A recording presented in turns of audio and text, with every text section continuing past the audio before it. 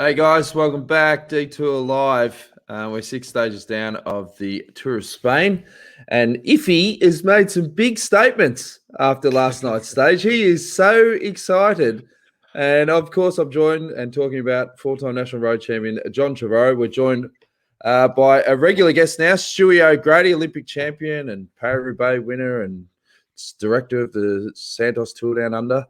And also, like it's just matter of fact. It's Paris-Roubaix winner, champion. That's a good call. It's all about what do they say? The percentage of communication. It's like 60% tone.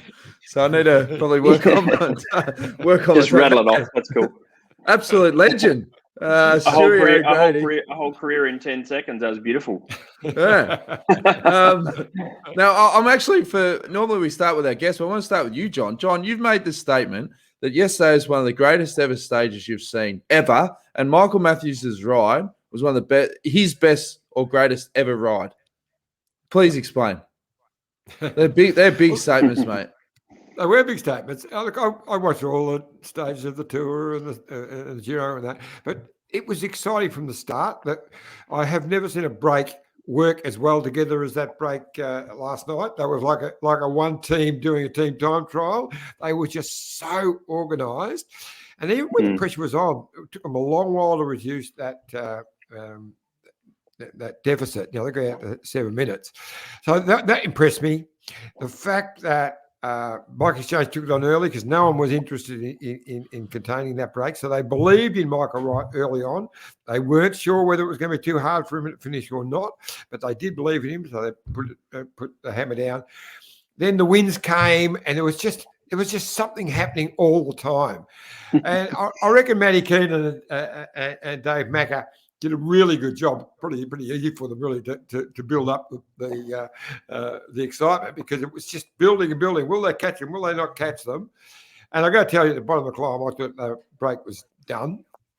But then, and I still don't know how Magnus managed to stay away. So I was excited, but then Bling did something really special. I mean, he's won much bigger races. He's won the Tour de France. He's won a under 23 world title. I was there when he won that great stage in the Giro when he beat Cadel in the pink jersey. A really tough uphill climb. But this, you could see he really wanted it, and he had to make a decision. It's just about a bit over a K to go. They'd eased. Magnus had opened up the gap even more. And he knew if he sat there, he's going to run second. He had so much in the tank, he would have run second. But he didn't want to run second. He wanted to win. So he just put the hammer down, went away. They caught him again. Movistar went past him. He went bang past him again, put it down. Okay, he got caught. But I was just so impressed. Absolutely. Okay, but then how does that beat his stage win at the Tour de France? If you said it's the greatest ever ride, the best placing. I'm just saying the ride he did. Yeah, but English greatest ever ride. That includes the greatest ever ride. You can't make those calls, John. That's my call, not yours, Dan. Well, I disagree. Well, you can disagree. That you disagree doesn't really mean much to me. I want to hear Stewie's. Okay. She's can you actually put him on mute? Or yeah, I can actually. No. I just wanted to know. I'm not asking you to do that. I love hearing Johnny's. I love hearing Johnny's stories as much as anybody, and the way he dissects things. And I actually did ask Johnny if I'd actually set up and watched it, because I got to 85k to go, and I have to start evaluating what time the alarm's going to go off get the kids to school. So I haven't watched it finish yet, but I'm going to attempt tonight. But like I said to Johnny, I think if I sat up and watched that one last night, you would have been that pumped, because it was a great stage. Crosswinds, small roads. It was like a mini classic. They had little touches of a Tour of Flanders in there as well when they're crisscrossing through the farm fields. But I agree. It was one of Matthews' good ride, like one of his better rides. You can see how much he wanted it. I think the team probably, they've had a pretty tough start. Crashes, bit of misfortune, probably haven't hit the targets which they wanted to. So you can kind of feel the tension and see it when they took up the chase about 70k to go or whatever it was. And, you could see the guys had had a pretty hard team meeting. Let's make something happen. And I think it's easy. I don't want to say easy to forget how good Matthews is, but it's everyone. I think we put him in the sprinter category a little bit too easily. You can just see the pure power of Philipsen and Jakobsen and those guys.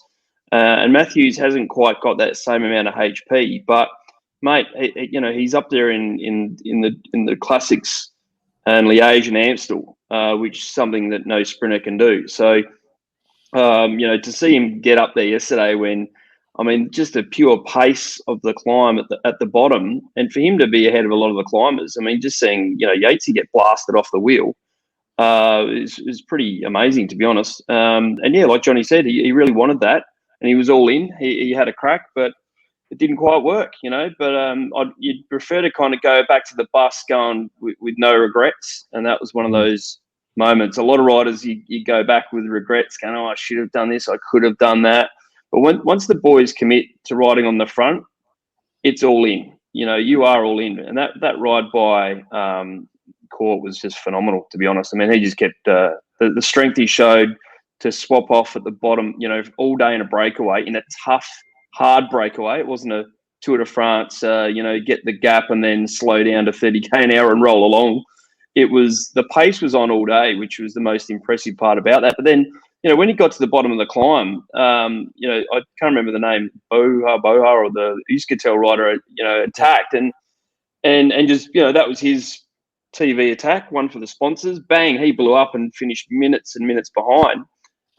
Cort just went okay, and just had him locked in his target and just didn't slow down. It was so impressive. They were down to 5-6 seconds with a K to go, and normally when you've been in a break all day, you run out of steam. For him to hold off and know that Roglic and look around at each hairpin and see the guys just mowing you down.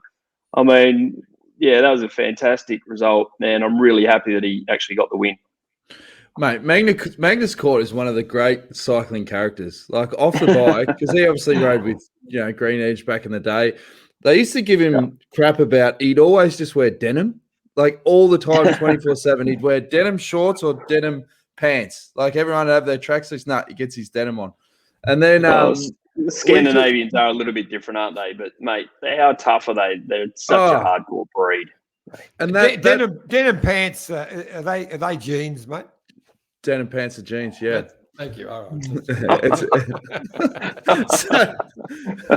You guys sound like you've been on a grand tour for 3 weeks together already. Mate, you give us another week and it's just going to be on, I tell you. He's just cold chiseling every day. Next time you call me, I think I've got to get to cheerleading practice again for the girls, all right?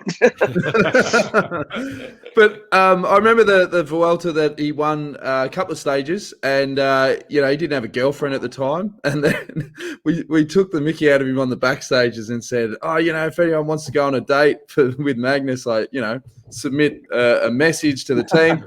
0 messages. And the next day we said, "Hey Magnus, you won a stage," and he goes, "Oh yeah, how many people message?" I said, "Oh, none, mate." And he goes, "You're serious?" He goes, "Oh, I feel horrible." and then they said, no. We got one message. This attractive female said, "Look, I'll go on a date with you, but you got to win 2 stages." So on the last day, he was just all hell bent on winning 2 stages. He did it, and she donuts didn't catch up with him. So it's a sad story, but I know. But he also used to do. He does hotel reviews when he goes to Grand Tours, and he rates them out of 5 stars. And then on Instagram, he started doing these videos where he had this old cricketer's hat, like an old corduroy one, and he'd write press on it, and he'd put it on, and he'd ask himself questions. So he'd go, "Hey Magnus, hey, what do you think about today's stage?" He'd take it off, and then he'd answer it himself. Bloody hilarious! Hilarious. So yeah, absolutely. So I was bit of a character.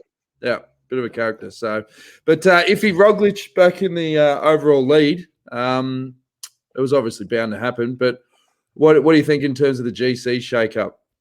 Because I thought Adam Yates was going to win the stage. Well, it was interesting. At the bottom of the climb, the final climb, Ineos just lit it up with Carapaz and what's the other Ecuadorian? Navarro. Anyway, old mate. He was. He really lit up. Matter of fact, he lit up that hard. He blew Carapaz off the wheel and Bernal off the wheel. They had to get on the road. He's up. And so that's how they started. So it sort of backfired on them because they all lost a bit of time. Movistar ended up with 3 in the top 10. So they're looking, strongish. But they were the ones who actually let Magnus go back out again because they as you said, Stewie, they got into about 5 seconds. And then whoever the Movistar was, the guy in the front just swung over. No one went through. And then away went Magnus went again and opened up the gap. But it was interesting. The one who surprised me, he surprised me in that I bagged him a bit. Is Fabio Aru. Well, he's not my favourite rider. He spits the dummy and goes missing. But hey, he finished just 27 seconds down. It's right there, and he's I think 10th on GC.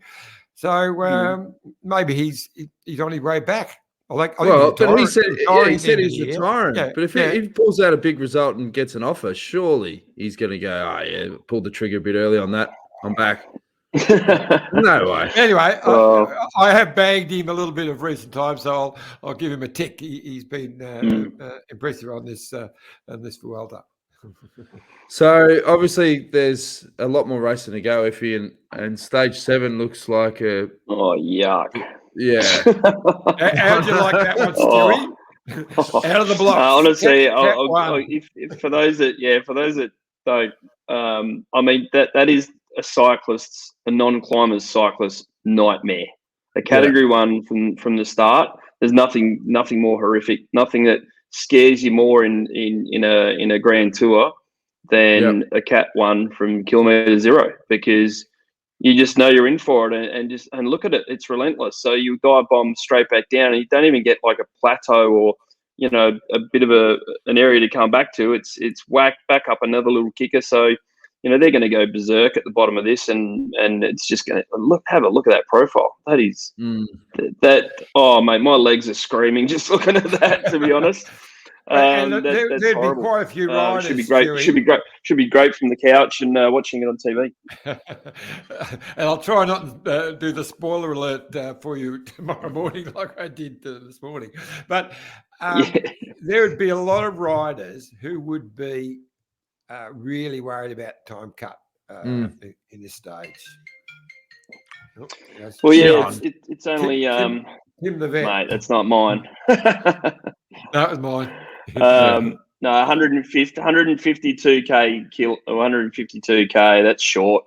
So I just that's a nasty start. So for the guys that are struggling, or there's been quite a few big crashes early. For the guys that are kind of suffering, it looks really hot. Which is normal, but that's just relentless. So there's just no time. Normally you have like 3 category 1s or something where you kind of get time to recover and settle in. But with a stage this short, and seeing how the Vuelta's been played out so far, mate, this is going to be awesome. I'm going to have to sit up and watch this one, I think. Well, it's Saturday tomorrow, mate, so you can sleep. Yeah. No, we're 7:15 at the soccer pitch, mate. So, school soccer. But no, well, yeah, I mean that looks brutal, but the Vuelta having a mountain stage on the second, on stage 2 was just kind of showing what was to come. This will be a real shaker, but it has been a fairly steady start to the Vuelta, so this should really shake things up, and it's going to be interesting to see if they try and control it. If I was Roglic, I think they've done too much controlling in the past and just tried to go for too many wins. I think they've just got to keep their eyes on the big prize, and hopefully he's learned from the last couple of years, and potentially a big breakaway with 30 riders in it will go all the way. How the Aussies been going so far, Iffy, on your rock solid list of 11? Well, I got very excited at the start of this race, but they've all dropped out of contention. So, but they've got different roles. Michael Storer was doing a fantastic job for his team leader in DSM who crashed yesterday. What was his name? Okay. Oh, mate. Yeah, Bardet. Bardet. Bardet. And but Bardet really hurt himself, and same with Hamilton as well. He they've been working hard for him. I thought that Jack Haig might have recovered enough from the Tour de France crash and everything to come in this to have a go for GC, but obviously he's doing a really good job riding for Lander. He actually was quite strong last night, actually, trying to look after Lander. And Lander was in the mix. I think he was about, I'm trying to see where he finished.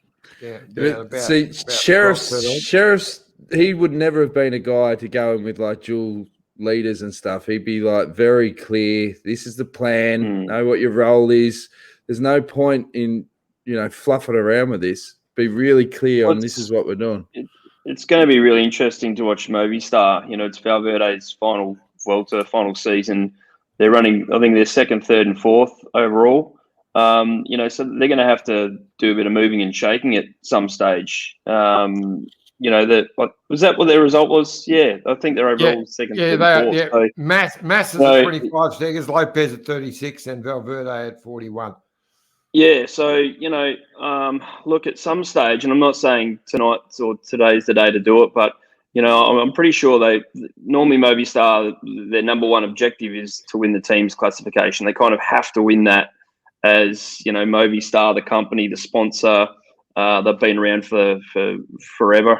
It's really important for them to win the team's category, but I'm kind of hoping that, that they at least aim for, obviously they're aiming for a podium, but it's going to be really hard to dismantle Roglic. I mean, the time trials at the end, the time trials too hard and too long for them to beat Roglic there. So they're going to have to make some pretty big moves, in some of the big mountain stages. And this could be one, where they try and get one of those three they just have to maintain pressure on Roglic and his team. And it's the only way they got any chance of trying to, create a weakness and then attack him, in the third week. But a lot of Ks to go, a lot of hills to go.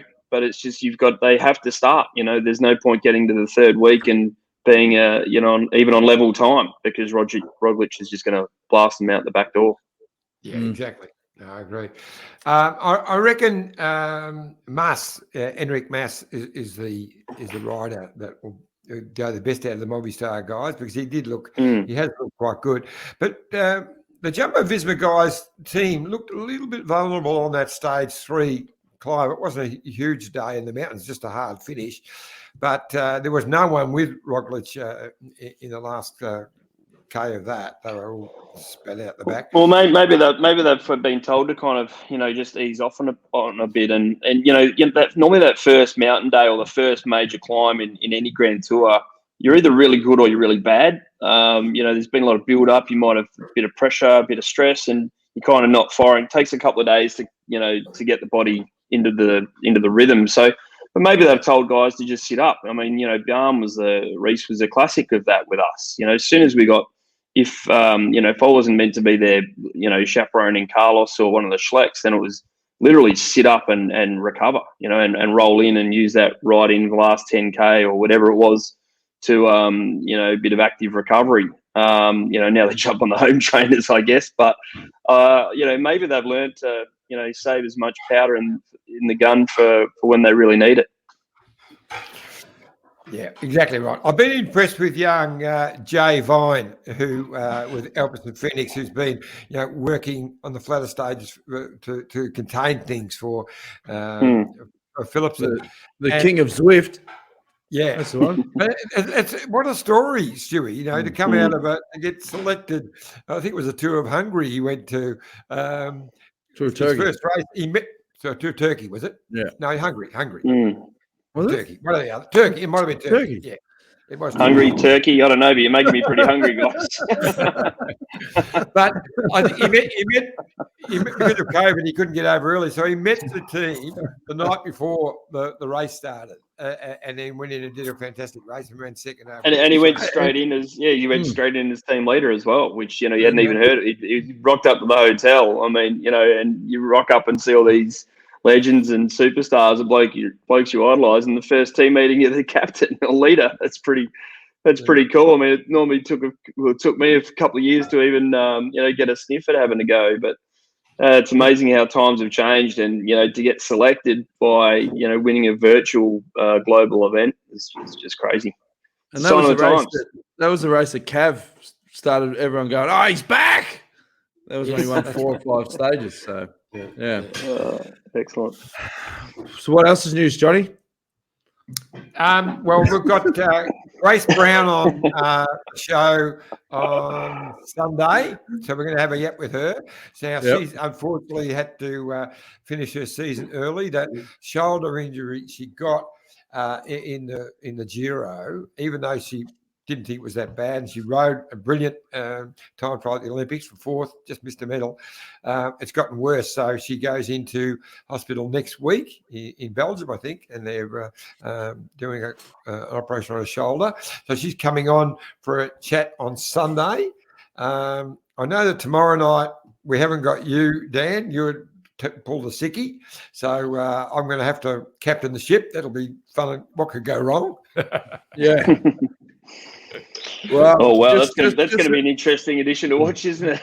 just hang 5. I might be a late inclusion, John. I'll keep you updated with the lockdown situation. So I might be back on. So we'll keep you posted. Hey, there's a couple of comments. Chris Peters says, "You're right, Iffy, it's your call, even though you're wrong." Talking about Bling's right when he may have it. Hi guys, Tom Maloney says, "I'm with Iffy too, but I'll qualify Bling's ride to being the greatest demonstration of his outstanding character." That's probably what you're trying to say. That's what you were trying to say, but you didn't say it like that. Tom Maloney, Aussie commentators are going to have trouble with those LL names like Puerto La Cuna. That's it. Beautiful. Hey, Iffy, just on a side note, how are we going with the silent auction for the Amilla Resort prize, where it's going to be 5 nights, breakfast and dinner with 2 adults and 2 children, valid till the end of next year, thanks to the Amilla Resorts in the Maldives. And if you want to laugh, Stewie, I don't know if you saw last night, John does these live. He talks to this clip because he said, mate, there's no voiceover. And I said, well, you can voice them live. No, you gave me 5 seconds notice on that last night. We talked about doing it sometime in the future, but you just hang me out to dry like you always do, Dan. That's fine. Well, are you going to do it? The good part is that we have had a bid of $3,000. So it's up to $3K, which is only goes to the Caraca Foundation. John? Okay. Talk to the pictures. Beautiful. Mate, I thought you were just kidding, Johnny. Manta Ray. Now, it looks just like the Gambi. It is. But a bit warmer. Beautiful. Cabins over the water. Look at that. How great is that? There you go. Oh, mate, fantastic. Magnificent, John. You're the Phil Liggett of promotional voiceovers, mate.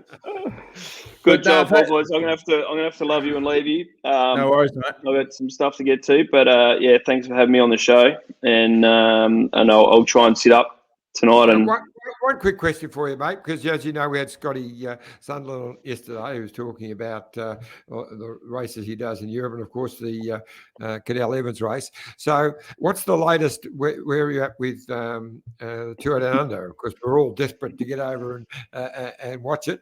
I'll be there for sure, one way or the other. So, just to give us an update.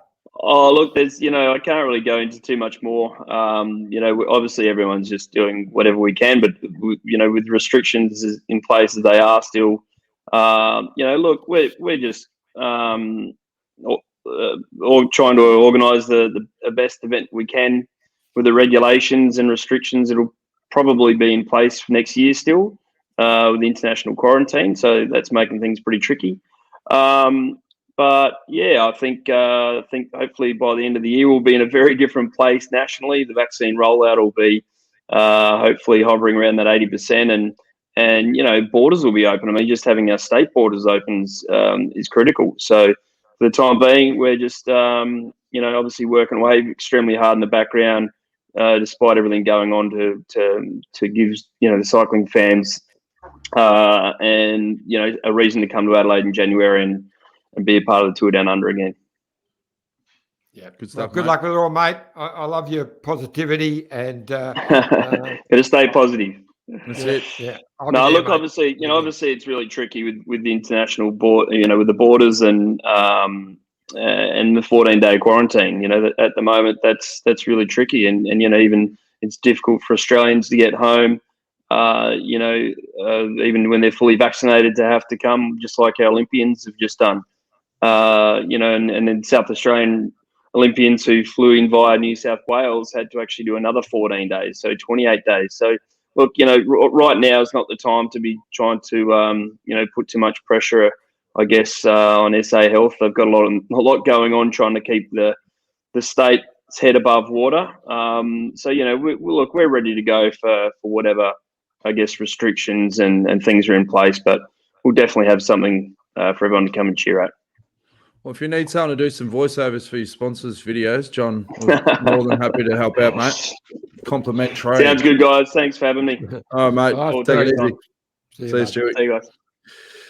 Stuart O'Grady, winner of Paris-Roubaix, Olympic gold medalist, bloody yellow jersey, Tour de France, absolute legend, and director of the Santos Tour Down Under. And one great stage in the Bay Crits. Here we go. PJ, here for the Bay Crit stories. Tell us about the Mount Buller Cup. And then Samantha said, I dare to ask Stewie about Tour Down Under preps. Well, challenge accepted. Well done, John. You just did. Yeah. Free Ranger. If his voiceover competition, bid on a Miller to save a gorilla and all the tight kids can watch the Bay Crits. I like Free Ranger. He's good on him. That's my script for tomorrow night. That's good. Okay. That's fantastic. Hey, it's that time of the show where we have a quick word from our great mates at Bike Exchange and some great messaging from our partners at Amy Gillett Foundation. Look at this bike. You think it's just a bike, right? But it's not. It's a bike. 374 people are looking at. This guy, this girl, them, all looking at it. People from here, there, and wherever this is. People that are looking for a bike. Or just a piece of it. Amateurs, semi-amateurs, and pro-amateurs. This guy wants this bike, but with this crank and these bars. This could be the perfect match, but not this one. This girl has a bike to sell, and thousands of people might purchase it. Eyes on Bikes help grow small businesses. His, hers, yours, and the latest data and insights help those businesses keep moving. We are the world's #1 bike marketplace, with over 500,000 products and 900 brands, where buyers and sellers are brought together in a place where a bike is never just a bike. Bike Exchange, where the world buys, sells, learns, and rides. Life is like a two-way street. It's about consideration and mutual respect. Roads are much the same. However you get around, walk, ride or drive, if we share our roads, we can all be safer. The Amy Gillett Foundation is Australia's peak cycling safety charity. Our mission is for safe cycling in Australia. Our vision is for zero cyclist deaths. Over the last year, we've seen an enormous increase in people taking up cycling, whether it be for recreation, with the family, commuting, or even to start your own cycling career. We need to do more to make it safer for every cyclist. 20 cyclists every day are hospitalised, and 1 cyclist is killed every 10 days on Australian roads. So, the next time you jump on your bike or hop in your car, remember to practice the 4 C's. Be courteous, calm, considerate, and conscientious.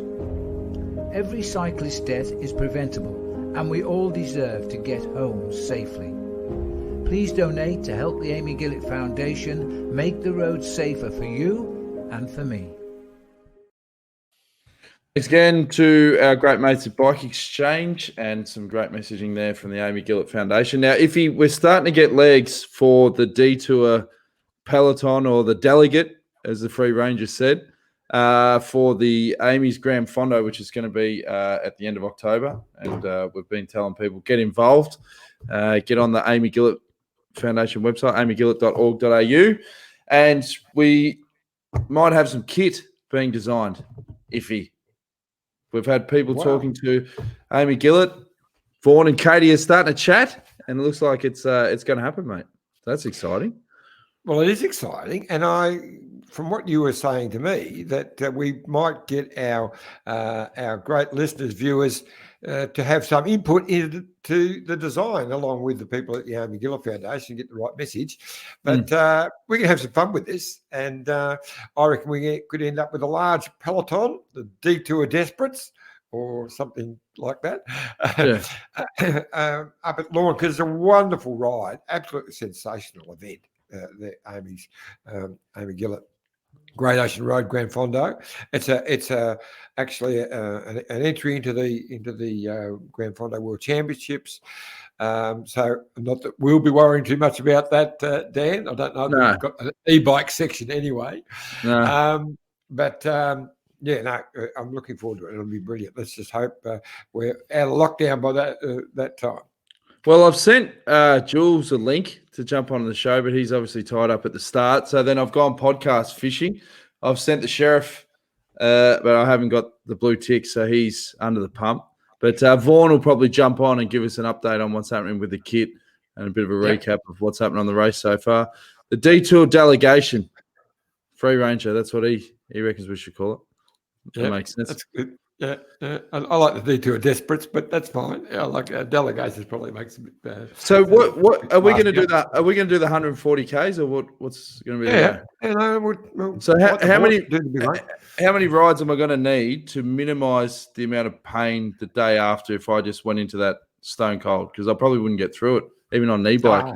No, just charge the battery right up, mate, and put it on full power. You'll be right.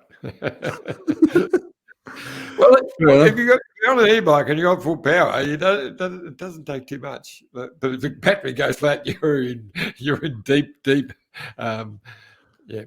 The Will Wizard wants to know, is John been able to get Gary Clively to come on the show? I am going to get Gary Clively to come on the show. We're just waiting for the right time. We've got 2 weeks to go, but definitely going to get Gary on the show. One of the sensational athletes, and it's a wonderful story. I mean, I remember when Scotty McGrory did a special episode on the show that he was doing back at the time with Gatesy on SBS, I think it was, or no, it was on Fox, I think. But fantastic, and he did a great interview with Gary Clively. It was one of the best episodes that he did. So we'll probably pinch a bit of stuff out of that too. It was a wonderful story. But now we'll get him on soon. But I'm happy to talk a bit more about that stage because I haven't. I raised all about. Hello, here we go. Hey. Vaughan McBealey, board member at the Mental Health Foundation. How are you, mate? Very, very well. How are you? My hat's a bit crooked, but that's all right. It's all right, mate. No dramas. What's going on, mate? Did you sit up and watch the stage last night? I did sit up and watch the stage last night. She was a cracker. Was it the best stage of all time? Was it the best stage of all time, as John called it? I didn't say that. I didn't say that, Dan. You're exaggerating again. I didn't say it was the best stage. I said it was maybe Bling's best ride, but I didn't say it was the best stage. It was one of the best. One of great stages. Okay, sorry. It is definitely up there as one of the best stages of bike racing I've watched in a while. That's for sure. I thought Bling also, mate, was unbelievable. He animated that race towards the end there and laid it all on the line. Most of my mates know I'm a bit of a Bling fan, but I'm even a bigger Bling fan after last night's effort. But Maggie, he was pretty amazing to hang out there and get the win as well. So it was just a very, very exciting bike race. Yeah. Now, we were just chatting before that there might be some progression with the Detour delegation kit and the Amy Gillett Foundation. What can you tell us, mate? Well, mate, I'm pretty excited. So what we're going to do is we are going to run a competition and we're going to get all the fans to design the kit. We're going to set up the templates and by the end of the weekend, hopefully by tomorrow night's show, we'll have it all ready to go live. You'll be able to download a template for the jersey and the bib shorts. and do your wildest and best kit. And then you boys can choose which one you like the best. And that's the ones that everyone will be riding in for the Amy Gillett Fondo, which is going to be amazing. And also then the person who we choose or you guys choose as the kit that you like the most, we're going to give them and 2 of their mates a full range of kit that they can design for themselves. Jeez, that's fantastic. It's just getting bigger and better. Free Ranger says of the D tourists. That's not bad. The D tourists. So he's starting to get his juices going there. That's great. But I think I obviously don't ride, but I would think that I'm a Hawk supporter, but those colours are probably steer clear, definitely brown. Wow. What are the most popular colours for a kit nowadays? Vaughan? Well, at the moment with the Amy Gillett Foundation, they're really putting a big push on being colourful and being able to be seen. At the moment, the fashion is all black kits and all dark blue kits, and they're not great for visibility. So one of the things we'll definitely be looking for is a really high, really colourful kit. There is some fantastic pastels and some really cool, greens and blues that are in fashion at the moment. But we'll definitely be looking for something that we're going to be able to be seen. And also we'll be adding a full range of reflective on both the bib shorts and the jersey so that we can be seen at the night time. And what's the website? Where can we get a bit of an idea of what sort of stuff you've done? So apexcustomaus.com is our website. You can jump on there and have a look at some of the kit that we do at the moment. We've done some pretty wild stuff. We did the cheeky, a big shout out to all the cheekies over here in Sydney. We did their crazy kit, which is like leopard print and some pretty fun designs. So, but we can do pretty much anything. We could actually take a picture of John's face and put it on his butt and just so when you're sitting on the wheel, you just got the smiling Iffy, just grinning back at you. Pile up. I'll sit right in front of Dan all day. But with the business, you don't have to do like some of these ones where you want custom kit. You got to get like minimum, 50 kits or whatever. There's no minimum, is there?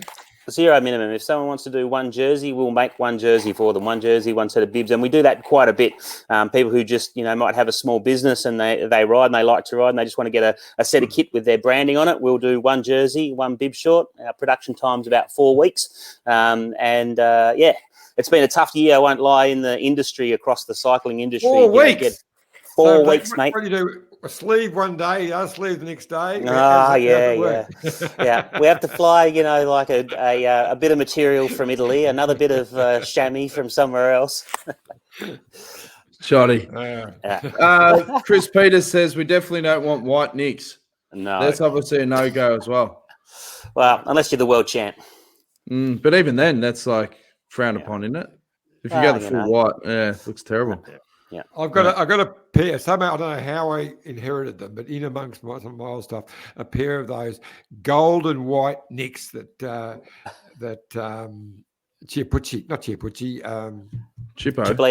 Cipollini had. Yeah. They're the ugliest pair of shorts I've ever seen. But anyway, yeah, he seemed to be able to pull it off.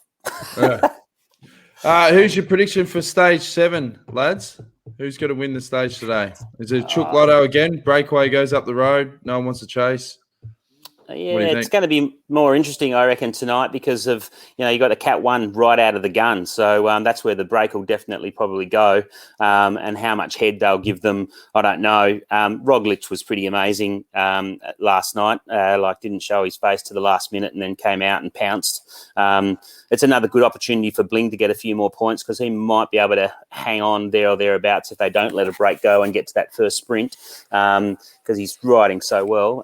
But yeah, for me, Roglic just looks so strong unless Movie Star can play some cards because the depth of their team at the moment is what Ineos has never been able to do.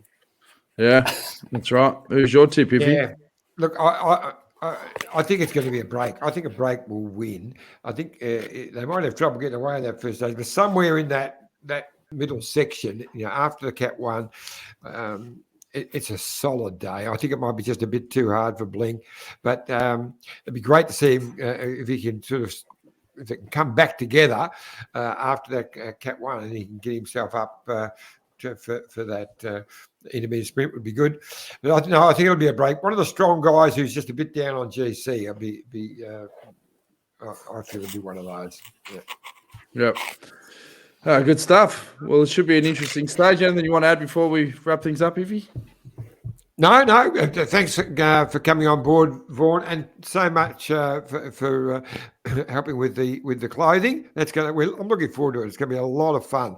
If you want to put a bid on the silent auction item, John at cyclingevents.com.au. We forgot to mention that. Yes. So it's up to $3,000, but it's worth $13,000. So 13.5. 13.5. Sorry. Yeah. All counts. Yeah. So I'm sure we can get it up a bit higher than that. But and all proceeds go to the Correca Foundation. So, which is they're pretty desperate to keep the coffers coming in, keep some money coming in, because it's such a terrible time when they've got no visitors into the park, so there's no income. So they're still going to be able to pay the staff who can look after the rhinos and all the other animals in there. Yep, for sure. And also to get involved with the show, youtube.com/The Detour Podcast. Like, share, subscribe. Thanks again. Thanks to Stuart O'Grady. Thanks, Vaughan. Thanks, Iffy. And we'll see you again tomorrow on the Detour Podcast. Our shortest show ever.